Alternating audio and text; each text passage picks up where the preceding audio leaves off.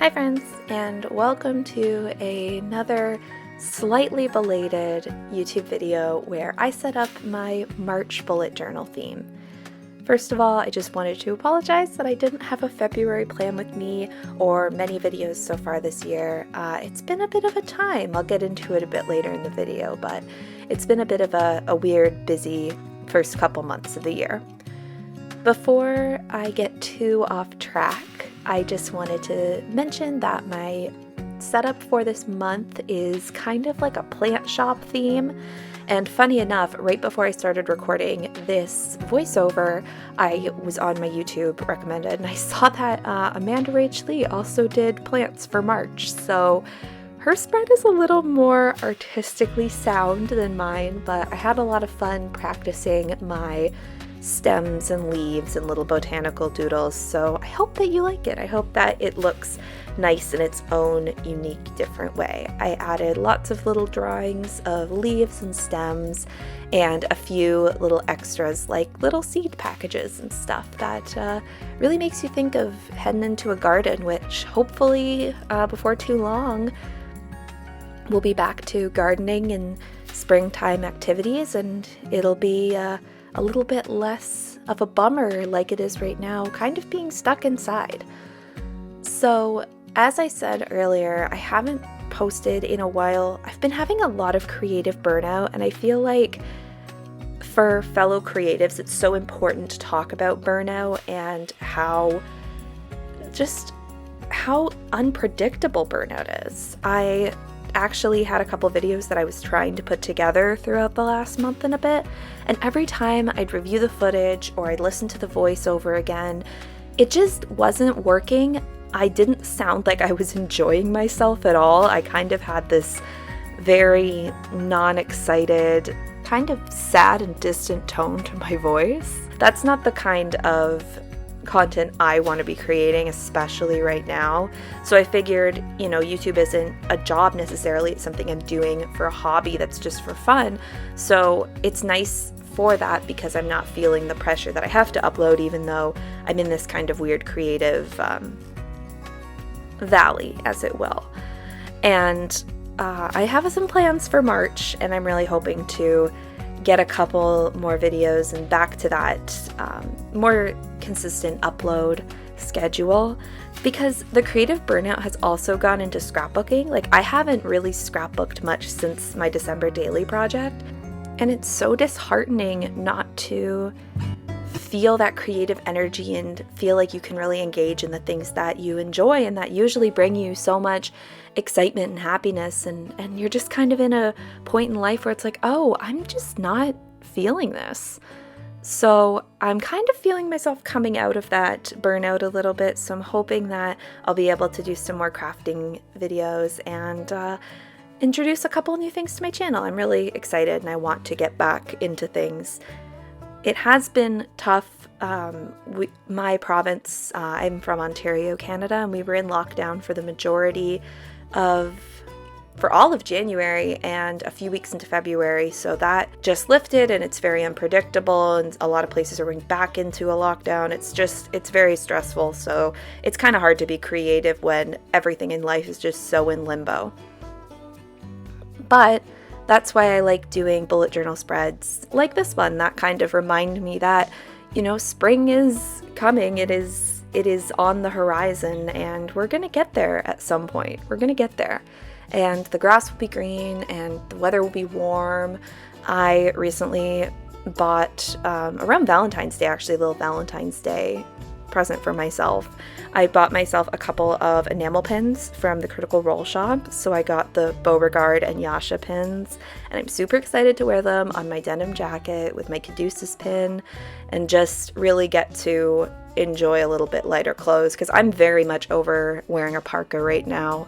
I'm very over it. It's very heavy and uncomfortable sometimes, and I want to be in something a little lighter. I also wanted to add that this setup for March, actually, I've only filmed my opening spread and my month at a glance.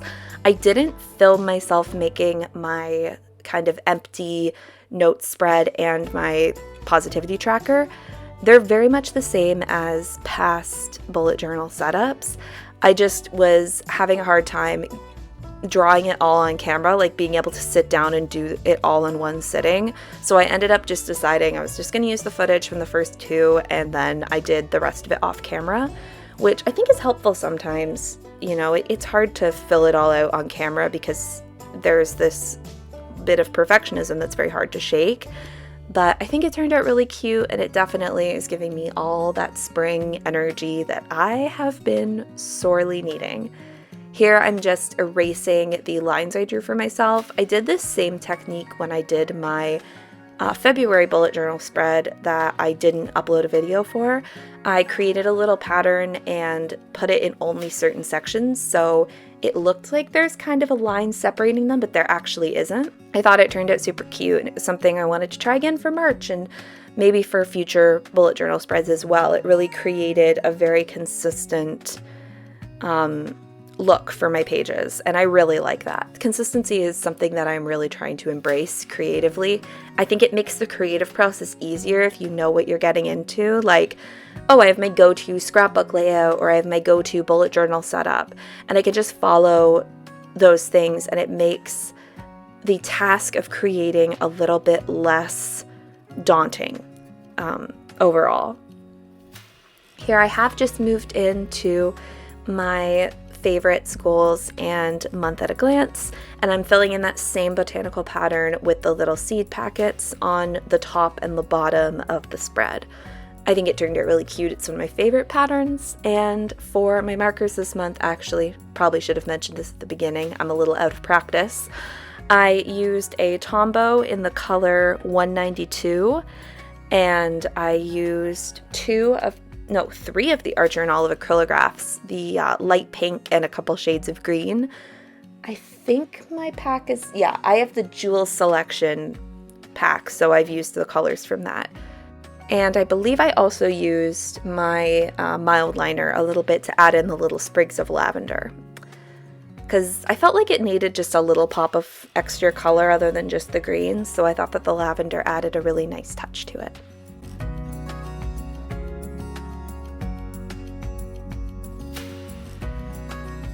And in some other exciting news, today actually, as this video is going up, I am launching my hand lettering Instagram. So this is something that I started working on before I actually started my YouTube channel a couple years ago. And I did a couple of lettering posts, and I just wasn't super happy with them. They weren't coming out the way that I was visualizing them, and I just didn't feel like I could maintain that Instagram, so I kind of went dormant on it. And now I've gotten a lot more confident. I've practiced a lot more in my lettering, and I'm ready to share it and kind of see what other endeavors that may take on. I'm definitely interested in maybe having a shop or something someday. It sounds very cool and fun. So you guys can follow that at Flourish and Spell. I will leave the spelling on the screen right here. And I will just be posting my digital lettering that I do on my iPad, and I'd love to expand into some illustrations because I've really been trying to practice my art, and I'm excited to share more art things in a different avenue than necessarily just my bullet journal and crafting. I think that the way that I want to do Instagram, I think, might change a little bit, just because I want it to be less of a chore, and I think I want things to be a little bit more personal. So, you know, social media is all about the ebb and flow and figuring out what works for you.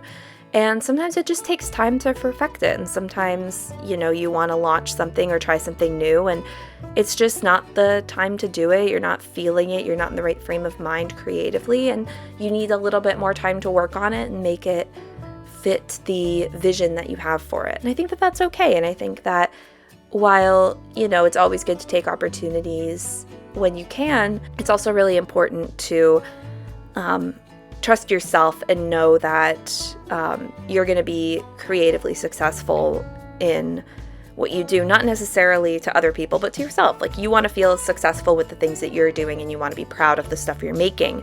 And if you come into a point where you're making things, you know, before you have a clear vision for it, or you're kind of rushing ahead, it's not gonna feel genuine and you're not gonna feel like you're performing at your best. So that's my little bit of creativity advice. I don't know how good it is, but that's it. And here we are at the final little flip through, walk through. I'm super proud of this spread. I had a lot of fun with it, and I hope that you enjoyed it.